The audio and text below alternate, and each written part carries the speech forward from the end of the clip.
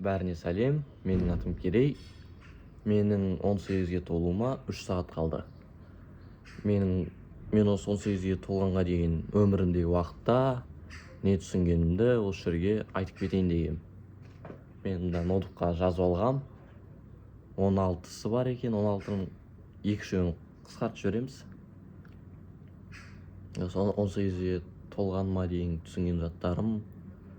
Айтпақшы, осы видео түсіру себебім ютубқа видеолар салуға андай етімді үйретіп сәл ашылу үшін ешқандай монтажсыз, сценарийсіз болады деген. Мынау екінші попытка. Және мен 18-ге осы күнге дейін жеткізген менің ата-анама рахмет айтамын. Қазір Европада оқытып жатқан, қанша қиыншылық болса да мен осы баламыз жеткізейік деген рахмет. Мен түсінген заттарым бұл топ емес, есіме қалай келді, қалай жаздым, солай айтамын. Біріншісі, осы әлемді күн сайын жақсы ету. Ол деген міндетті түрде сыртқа шығып қоқыс жинап немесе политикалық заттарды айту емес, сенің күшің жететіндей. Өзің жеген тамақтың, шоколадтың қабығын алып қоқыс жәшігіне тастау. Немесе жерден нан көрсең, соны алып бір биік жерге қою деген сияқты. Все осылай кішкентай заттардың өзімен өзіңнің өміріңді жақсы жаққа өзгерте аласың. Өзіңде содан бір энергия алып жақсы сезетін боласың өзіңді. Екіншісі, шынайы болу. Ең бірінші өз-өзіңмен шынайы болу. Егер сен өз-өзіңмен шынайы болсаң, сен өзіңді бәрінен жақсы білетін, түсінетін тек сенсің. Бірақ оны өзіңнің қателіктерің, жақсы жағыңды, жаман жағыңды көру үшін шынайы болуың керек. Ең бірінші өз-өзіңмен. Сен өз-өзіңмен шынайы болсаң, басқалармен де шынайы боласың. Ал шынайы адамдар, егер сен шынайы болсаң, жақсы дос таба аласың. Сол. Үшіншісі, әрекет ету керек. Барлығы практикамен келеді.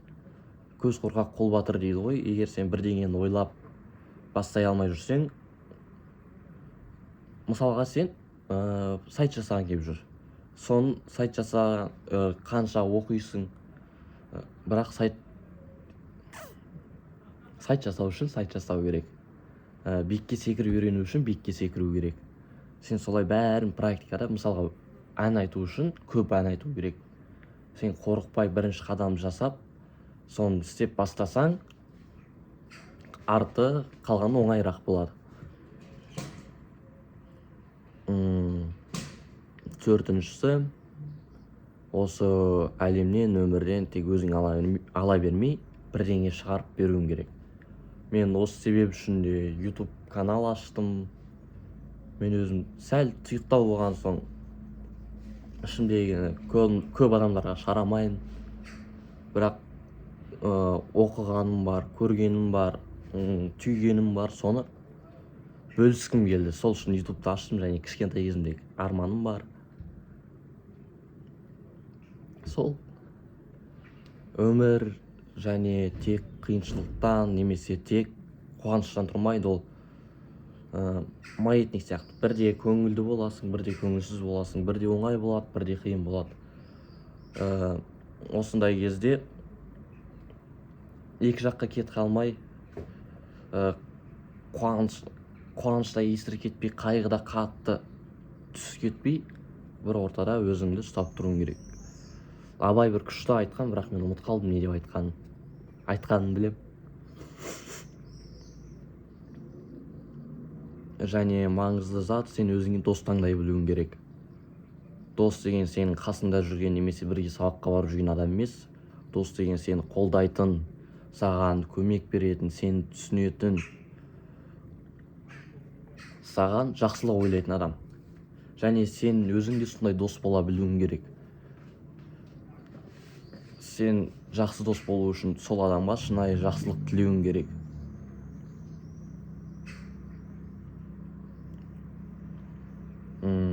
және өткен шақта қалып қалмай, болашақ үшін уайымдай бермей, осы сәтте жай өмір сүру керек, қатты стресске түспей деген сияқты.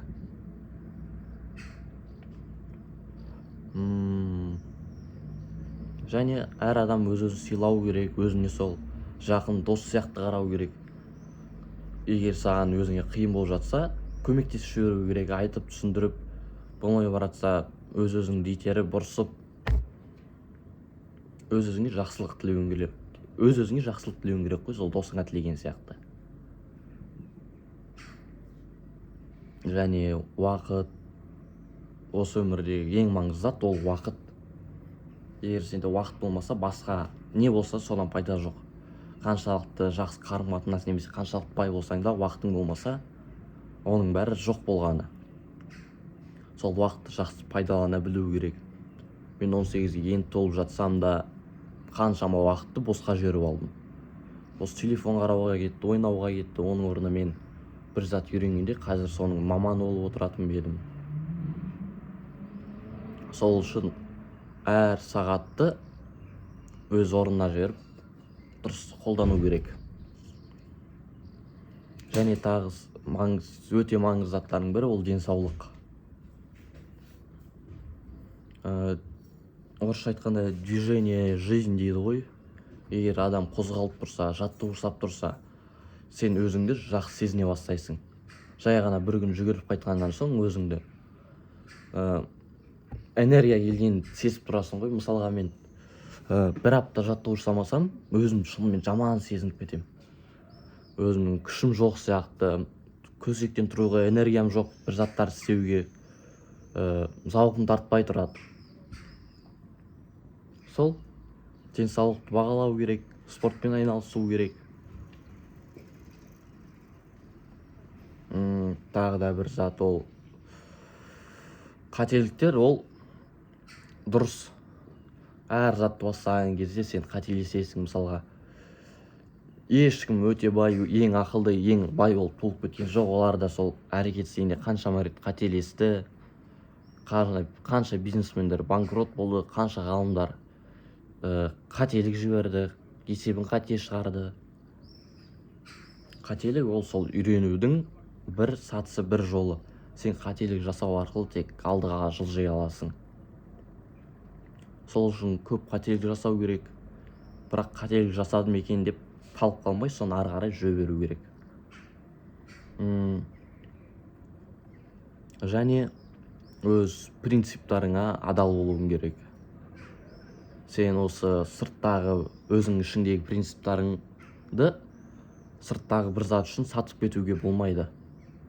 Мысалға, сен бір әділетсіздікті көрсең, сол сырттағы әлемдегі болып жатқан әділетсіздікті көріп, күшің жетпесе де, өз ішіңнен сол сатпау керек қой.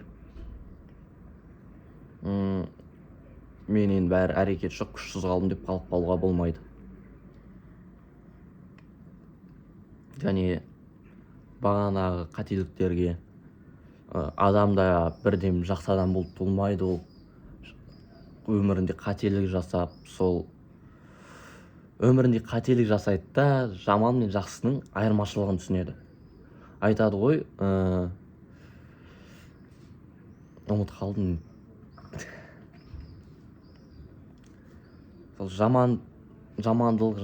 бір жамандық жасап, қателік жасап түсінген адам, оның жаман екенін енді қайталамай жақсылық жасап жүрген адам, бұл жақсы адам.